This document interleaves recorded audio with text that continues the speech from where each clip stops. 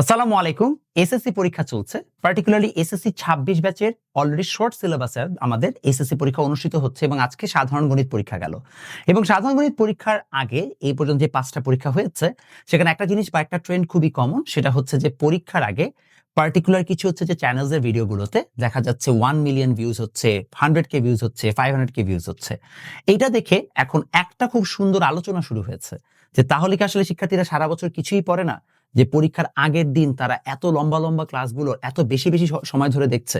আসলে এটা কাহিনীটা কি, এখানে শুভঙ্করের ফাঁকিটা কোথায়? আপনাকে আজকে আমি পুরা জিনিসটা ভালোভাবে বুঝাই বলবো। একই সাথে এই ট্রেন্ডটা ভালো নাকি খারাপ এটা নিয়ে অলরেডি হচ্ছে বিভিন্ন প্ল্যাটফর্মের মধ্যে যে মারামারি কাটাকাটি, সেটা আসলে কি বোঝায় না বোঝায় সেগুলো নিয়ে আমরা বিস্তারিত আলোচনা করব। এবং আমার কাছে মনে হয় যে এই জিনিসটা নিয়ে আলোচনার খুব ভালো একটা দরকার আমার মনে হয় এই মুহূর্তে আছে, বিকজ আসলে আমরা শিক্ষকরা যদি এটা নিয়ে সচেতন না হই তাহলে স্টুডেন্টদের মধ্যে এই ধরনের কথাগুলো আরো বেশি বেশি প্রচারিত হবে। প্রথম যে সমস্যাটা সেটা হচ্ছে এখানে ৩টা জিনিস আগে বোঝা দরকার।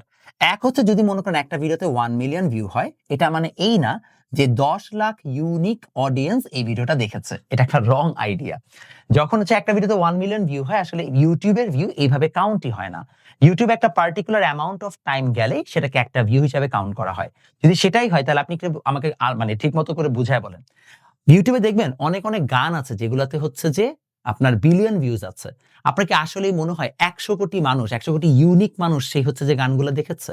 বিষয়টা এমন না। আমি যদি একটা গান ২ বার শুনি তাহলে ওই গানটাতে ২ বার ভিউ হয়। অর্থাৎ আমি একই মানুষ কিন্তু ২ বার গানটা শুনছি। সো ১ মিলিয়ন যদি ভিউ হয় এর মানে এটা না যে এই ক্লাসটা ১০ লক্ষ ইউনিক স্টুডেন্ট দেখেছে। এটার অ্যাকচুয়াল অর্থ হচ্ছে ইন রিয়ালিটি হয়তোবা এটা ১ লাখেরও কম স্টুডেন্ট দেখেছে। ১ লক্ষ স্টুডেন্টও দেখার কথা না, কারণ যদি একটা ক্লাস যদি ধরে নেন একটা ক্লাস যদি ৫ ঘন্টার হয় তাহলে একটা স্টুডেন্ট সাধারণত টানা ৫ ঘন্টা ক্লাসটা দেখে না। সে থেমে থেমে দেখে, একটু করে ব্রেকে যায়, চলে যায়, আবার এসে দেখে। তো দিন শেষে এখানে ভিউটা ওইভাবে কাউন্টেড হয় না। ১ মিলিয়ন ভিউ মানে অবশ্যই এখানে ১ লাখ স্টুডেন্টের কম স্টুডেন্ট দেখেছে। আর পরীক্ষার্থী কিন্তু ১৮ লক্ষ স্টুডেন্ট। প্লাস যেহেতু এগুলো স্পেসিফিক সাবজেক্ট না, কমন সাবজেক্ট, এর মানে হচ্ছে এটা ১৮ লক্ষ অডিয়েন্সের কাছে যাওয়ার সম্ভাবনা ছিল, সেখান থেকে এরা দেখেছে। এর পাশাপাশি এমন না যে এরা সবাই পরীক্ষার্থী, অনেক সময় দেখা যায় অনেকেই এটা দেখে যে আচ্ছা ঠিক আছে এত ভিউ হচ্ছে, এবং ইউটিউবে এটা কমন জিনিস যে আচ্ছা এত ভিউ হচ্ছে তাহলে আমি একটু দেখি আসলে কি পড়াচ্ছে এই জায়গায়। সো এরকম করে করে কিউরিওসিটি থেকেও অনেক মানুষ দেখে। সো যদি ১ লক্ষ ইউনিক অ্যাকাউন্ট থেকে এটা দেখা হয় তার মানে হয়তোবা এখানে ১ লক্ষ সবাই স্টুডেন্ট, বিষয়টা এমনও না। হয়তোবা এখানে ৮০ থেকে ৯০ হাজার অ্যাকচুয়ালি ইউনিক স্টুডেন্ট আছে। এটা হচ্ছে অ্যাকচুয়াল ব্যাখ্যা, প্রথম ব্যাখ্যা। সেকেন্ড হচ্ছে যে আরেকটা কথা আছে, সেটা হচ্ছে যে এখন গুরুত্বপূর্ণ যেটা প্রশ্ন, যে একটা প্ল্যাটফর্ম পরীক্ষার আগে এরকম হচ্ছে যে ফাইনাল রিভিশন ক্লাস দিচ্ছে, এটা কি স্টুডেন্টদের জন্য ভালো নাকি খারাপ? আচ্ছা এখানে ২টা কথা আমার আগে বলার আছে। সেটা হচ্ছে এইটার একটা ডিমান্ড আছে। ডিমান্ড আছে বলেই এটার সাপ্লাই আছে। এবং আদতে এটাতে কোনো খারাপ কিছু নাই। আমি একটা ফ্রি কনটেন্ট দিব, এখানে আসলে জাজ করার তো কিছু না। আমি তো আর এখানে কোনো মারধর করা বা খারাপ কিছু দিচ্ছি না। আমি ক্লাস দিচ্ছি। আমি একটা ভালো পড়াশোনার জিনিস দিচ্ছি। এখন তুমি যদি পড়াশোনার জিনিসটা দেখো যেটা ফ্রি কনটেন্ট, এটাকে তোমাকে কোনো টাকা পে করতে হচ্ছে না। So it's a free market economy. এখানে যে ইচ্ছা সে ধরনের কনটেন্ট দিবে, হালাল কনটেন্ট দিলেই হইছে। দেওয়ার পরে তুমি যদি এখন কনটেন্টটা দেখো সেটা তোমার ব্যাপার, ওই লোকের ব্যাপার। এখানে আসলে কোনো জাজমেন্ট করারই কিছু নাই। বরং যারা এটা করছে তাদেরকে আসলে আমি অ্যাকচুয়ালি ধন্যবাদ জানাইতে চাই। আমি নিজেও আমার প্ল্যাটফর্ম থেকে কিন্তু ম্যারাথন সিরিজের ক্লাস নামিয়েছিলাম। সেটা অনেক স্টুডেন্ট দেখে আমাকে বলেছে তাদের উপকার হয়েছে। সো দিন শেষে হচ্ছে যে যখন আমরা একটা ব্যবসায় নামি, আমাদের ব্যবসার মার্কেটিং এর পারপাসে আমরা অনেক কিছুই করি। অ্যাজ লং অ্যাজ এটা হচ্ছে কারো ক্ষতি করছে না, আমরা আসলে এই ক্লাসটার মাধ্যমে মানুষের উপকারই করছি। যার দেখা সে দেখছে, কারো হয়তোবা মনে হচ্ছে সে একটা চ্যাপ্টার পারে না, সে সারা বছর কোনো কারণে পড়ে নাই, হয়তোবা সে এমনিই ফাঁকিবাজ একটা স্টুডেন্ট, বাট সেটা দেখলো, সমস্যা তো নাই। মানে এটা দেখাতে কারো ক্ষতি হচ্ছে না। সো আমাকে যদি জিজ্ঞেস করেন যে এইটা কি কোনোভাবে মোরালি খারাপ কিনা, আমি বলবো না, এটা মোরালি খারাপ হওয়ার কিছু নেই। এটা মোরালি অবশ্যই কারেক্ট। এটা মোরালি কারেক্ট একটা জিনিস। এতে খারাপ মানে কোনো কিছুই নাই। এখন আসলো এখানে দ্বিতীয় কথা, যে আসলে আপনি প্ল্যাটফর্মকে এখানে দোষারোপ করতে পারেন কিনা। পার্টিকুলারলি এই জায়গায় 10 মিনিট স্কুল সবার আগে ট্রেন্ডটা শুরু করেছিল। এখন রেদওয়ান খুব ভালোভাবে এটা নিয়ে যাচ্ছে। রিফাতও খুব ভালোভাবে নিয়ে যাচ্ছে। আমি জানি না রিফাত আর রেদওয়ান আমার ছোটই হবে। রিফাত ছোট হবে কিনা আমি জানি না, আসলে খোঁজ খবর নিতে হবে। যাই হোক, সো মোস্ট ওয়ারি ছোটই হবে। তো যদি হচ্ছে যে ওরা করতে তাহলে ভালো, সমস্যা কোথায়? মানে সবাই এখানে যদি ক্লাসগুলো দেয়, যদি স্টুডেন্টদের উপকার হয়, দ্যাটস ফাইন, দ্যাটস অ্যাবসলিউটলি ওকে। এখন প্রশ্ন হচ্ছে যে ৩ নাম্বারটা, যে যদি আমরা সবাই মোরালি কারেক্ট থাকি এই জায়গায়, তাহলে এটা নিয়ে তো আলোচনার কারণ। আলোচনার কারণ আসলে এখানে ৩ নাম্বার এই জায়গাটায়। প্রথমে একটা জেলাসি ফ্যাক্টর, যে একজন ভিডিও দিয়ে এত হচ্ছে যে ভিউ টিউ পাচ্ছে, এটা একটা খারাপ জিনিস, তো স্বাভাবিক এটা একটা জেলাসি ফ্যাক্টর সবার মধ্যে কাজ করে, সবাই এটা নিয়ে আলোচনা করবে। বাট আমার আলোচনার মানে বিষয়টা আসলে অন্য জায়গায়। আমার আলোচনার বিষয়টা হচ্ছে যদি ধরেও নেই যে একটা ক্লাস দেওয়া হচ্ছে পরীক্ষার আগে এবং সেটা একদিন বা 2 দিনের মধ্যে মিলিয়ন ভিউজ পাচ্ছে কিংবা হচ্ছে যে হাজার হাজার ভিউজ পাচ্ছে, তাহলে প্রশ্ন হচ্ছে ওই বাচ্চাগুলো কি সারা বছর পড়ে নাই? সারা বছর যদি না পড়ে থাকে তাহলে তাদেরকে আসলে এক্সপেকটেশন এটা যে তারা ওই ক্লাসটা করে এ প্লাস পেয়ে যাবে? অনেক সময় তারা এটাও বলে যে তারা ওই একটা ক্লাস করে নাকি এ প্লাস নিশ্চিত করেছে, সমস্ত ক্রেডিট তাদের। এটা কি আসলে সত্য? এই কথাটা বলার কারণ হচ্ছে যখন আমি নটরডেমে পড়ি, নটরডেমের টিচাররা অনেক সময় এই কথাটা আমাদেরকে বলতো যে যখন নটরডেমের স্টুডেন্টরা অর্থাৎ আমরা যখন হচ্ছে যে কোনো জায়গায় চান্স পাই, আমরা যে ভর্তি কোচিংটা করেছিলাম আমরা তাকে সকল ক্রেডিট দিয়ে ফেলি। বাট এই যে 2টা বছর ওই টিচাররা আমাদেরকে সত্যি কথা অনেক স্বল্প বেতনে পড়িয়েছেন এবং আমাদেরকে প্রতিদিন রিগারাসলি আমাদের হচ্ছে বেসিকটা গড়ে দিয়েছেন, আমরা কি তাদের কাছে কৃতজ্ঞ হওয়ার কথা না? আমাদের অ্যাডমিশনে আমি যদি আজকে বইটা চান্স পাই তার পেছনে কি আমার স্কুলের টিচারের অবদান আছে না? সমস্যাটা হচ্ছে এই জায়গাটাতে যে স্টুডেন্টরা অনেক সময় বুঝে না যে জাস্ট বিকজ হচ্ছে যে একজনের ভিডিও দেখে তার ভালো লেগেছে, এবং অনেক সময় আমার ভিডিও নিচে কমেন্ট করে যে ভাই আপনাকে ধন্যবাদ, আপনি থাকলে পাশই করতাম না। It's not true. আপনারা আসলে দিন শেষে ভালো করতেনই। আপনি কখনো একজনের অবদানে বা একক অবদানে কখনোই হচ্ছে যে কোনো জায়গায় পৌঁছাতে পারেন না। এখানে সবচেয়ে বড় অবদান আপনার নিজের পরিশ্রমের।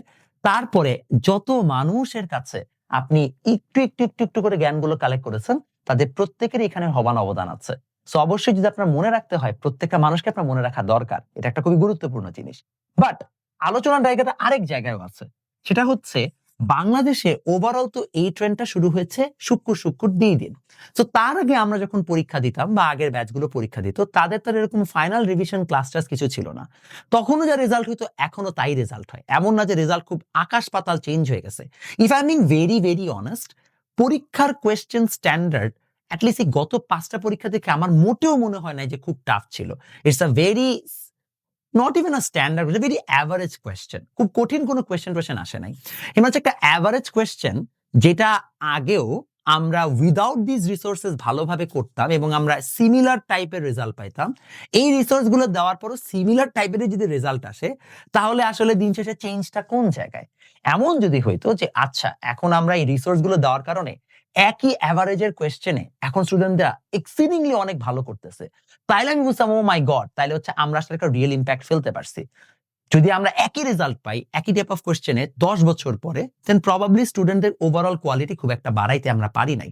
আমরা স্টুডেন্টদেরকে including me, including everyone, because we are competing against each other, spoon feed করতে করতে আমরা ওদেরকে নষ্ট করে ফেলছি। কারণ এটার জন্য আমি নিজেও দায়ী।